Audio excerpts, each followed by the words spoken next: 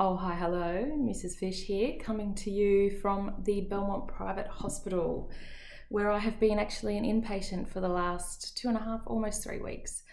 Belmont is a private psychiatric hospital, actually. So I've been sharing on my blog that I've been really struggling with postnatal depression and anxiety and just complete exhaustion, burnout. I didn't realise, but I'd been walking around like a zombie mummy for about 4 months. Basically since going back to work after having my baby girl Luca.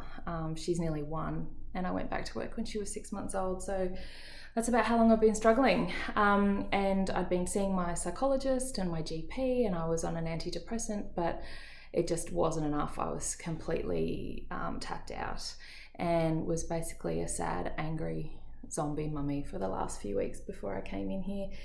I had convinced myself that I loved my kids without question, but that I fucking hated parenting.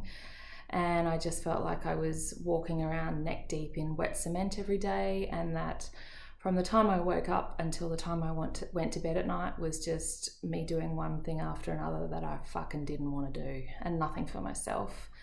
And that I always came last, which I'm sure is a common story to my fellow mummies out there.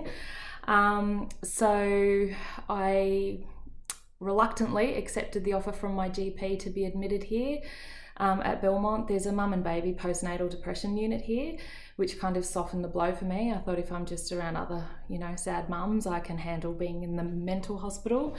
And you're actually able to bring your baby in with you, which I politely declined because I just really needed a break from baby things. And in fact, after 2 or 3 nights in the baby unit, I asked to be transferred out to the mainstream part of the hospital, because even just being able to hear other people's babies crying and, just the sensory overload of baby noise, toys, mess and high chairs at meal times and all of that shit was just, I guess triggering for me. I think that word gets overused, but I was finding that myself still quite agitated and anxious in there. So I transferred out to the main part of the hospital, which I was really scared about, because I thought it would be full of nutcases. I'm allowed to say that because I am one as well. I fit in perfectly with these people, because really I have the privilege of being able to afford private health insurance, and I'm in a private hospital.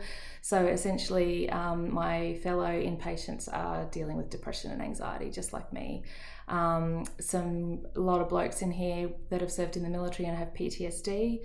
And in fact, interestingly, my angry feminist heart has been a little bit confused by the fact that all of the really good friendships I've made in here are with blokes. So I have laughed so much that I have had slight bladder weaknesses on many an occasion. And yeah, a little bit confused by how funny I find dick jokes at the moment. So I probably really need to get out of here. But yeah, it's been kind of confusing but affirming for me that there's really good blokes out there. I've realised that I tend to live in an echo chamber of fellow angry feminists. There's nothing wrong with that. But I have met men who have shown me that there's really good guys out there that can be sad and angry and feel all of those emotions and acknowledge them and own them and have insight, and if they're dealing with them in an unhealthy way, that they're able to actually ask for and accept help. So I've really loved connecting with guys in here that are like that, and it's been really affirming for me. So why am I sharing this? Not for attention, a little bit for attention. Who doesn't like attention? Why am I sharing this? Because I just want other mummies to know, if you're walking around feeling like you're just on autopilot and that you're not getting any joy out of your kids or things that you used to really enjoy, don't assume that it's just normal to be anxious and exhausted, or that a lot of people said to me, oh, it gets more enjoyable when they get to about 5 or 6. And I was like, fuck, that's 5 fucking years away. I can't feel like that until then. So just know that help is available. If you've got a doctor who isn't particularly useful, just cut that shit loose and get another one. There's lots of doctors out there. There's nothing wrong with taking medication. Medication can get a really bad rap. But for me, being able to sleep, taking a medication in here that has helped me sleep properly, sleep through the night, has been, half the battle. And I just can't stress enough how much I was walking around like the Walking Dead, and every day in here I've come back to life a little bit more, and I feel like myself again. So I'm going home to my babies today. I've obviously seen them while I've been in here. They've visited, and I've had a couple of day visits going home, sort of as a trial run.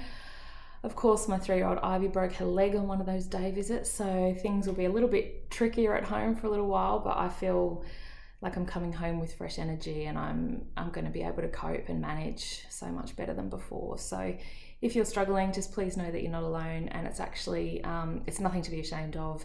It's really brave to say, I need help, and accept that help. So if you need to talk, feel free to reach out to me, but just know that help's there, and you don't have to go through life up to your neck in fucking wet concrete. That's not a good time. It's not good for you, and it's not good for anyone else.